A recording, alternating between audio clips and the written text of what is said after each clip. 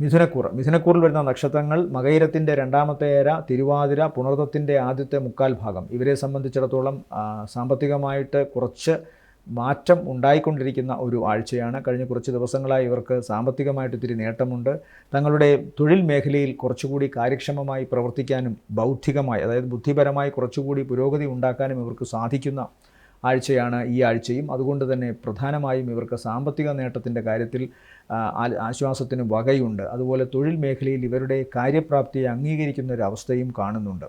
എന്നാൽ ശ്രദ്ധിക്കേണ്ടത് പിതാവിനോ പിതൃസംബന്ധമായ ആൾക്കാർക്കോ അല്ലെങ്കിൽ പിതൃതുല്യരായ വ്യക്തികൾക്കോ കാരണവസ്ഥാനത്തുള്ളവർക്കോ അല്ലെങ്കിൽ ഗുരുസ്ഥാനീയരായ വ്യക്തികൾക്കോ ശാരീരികമായ അവശതയോ മറ്റെന്തെങ്കിലും വിഷമമോ ഉണ്ടാകാം. അത്തരം കാര്യങ്ങളിൽ ഇവർക്ക് മനസ്സ് വിഷമിക്കുകയോ ഒക്കെ ചെയ്യാം.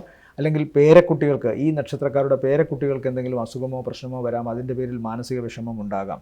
അത് ചിലപ്പോൾ ചില പ്രവർത്തനങ്ങളെ തടയാം, ചില യാത്രകളെ തടയാം.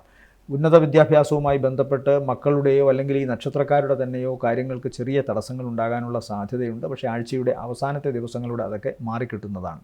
പൊതുവേ സാമ്പത്തികമായ നേട്ടവും പ്രവർത്തന വിജയവും ഉണ്ടെങ്കിലും ചെറിയ മാനസിക വിഷമം ഉണ്ടാക്കുന്ന കാര്യങ്ങൾ, പിതാവിന് അല്പം ശാരീരിക അവശത, ഇതൊക്കെയാണ് ഈ ആഴ്ച ഇവരെ നേരിടുന്ന പ്രശ്നങ്ങൾ.